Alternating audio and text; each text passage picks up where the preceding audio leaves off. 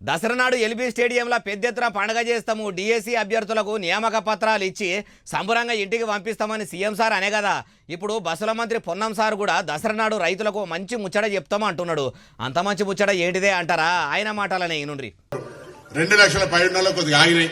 ఇది మీ అందరికీ తెలుసు. రాష్ట్రంలో ఉన్నటువంటి ఆర్థిక పరిస్థితులలో వాళ్ళందరూ కూడా నిన్న మొన్న తుమ్మల నాగేశ్వరరావు గారు మాట్లాడినారు. అందరికీ వీలైనంత దసరా లోపల ఆ 2 లక్షల పైన కూడా ఒక డేట్ ఇచ్చి వాళ్ళు మిగతా కట్టడమా లేకపోతే ఇది చేయడమా అనే దానికి ఒక స్పష్టత వస్తుంది. దయచేసి ఒక మాట రైతు రుణమాఫీకి సంబంధించి మీరందరూ ఒక మాట దయచేసి ఇన్నరా ఏమంటుండో. 2 లక్షల మీద ఉన్నోళ్లకు దసరా వరకల్లా ఓ మంచి ముచ్చట మలి సర్కారు చెప్పుతుంది. అప్పటిదాకా రుణమాఫీ మీద లొల్లి చేయకుండా జర ఓపిక బట్టి ఉండాలన్న తరీకలు అనుకొచ్చిండు. అయ్యా పొన్నం ప్రభాకర్ గారు 10 నెలల బట్టి ఓపిక పడుతుండ్రు, ఇంకో 4 నెలలు పట్టుమంటారా? 2 లక్షల లోపు రుణం ఉన్న అన్నదాతలకు కూడా ఇప్పటి వరకు చాలా మందికి మాఫీ కాలేదు. మీరేమో దసరా వరకు మంచి ముచ్చట చెప్తామని వ్యవసాయ మంత్రి తుమ్మల సారు అన్నాడు అంటుండ్రు. నాగేశ్వరరావు సారేమో సర్వే చేపిస్తున్నాము, రిపోర్టులు వచ్చినాక అప్పు ఎంత ఉంది, అంశం ఎంత ఉంది అన్ని అరుచుకున్నాక 2 లక్షల మీద ఉన్నోళ్ళ సంగతి గురించి చెప్తామని అంటుండు. ఎట్లా సారు ఇట్లా మీ చేయి మంత్రుల మాటలు పొంతన లేకుంటే ఎట్లా?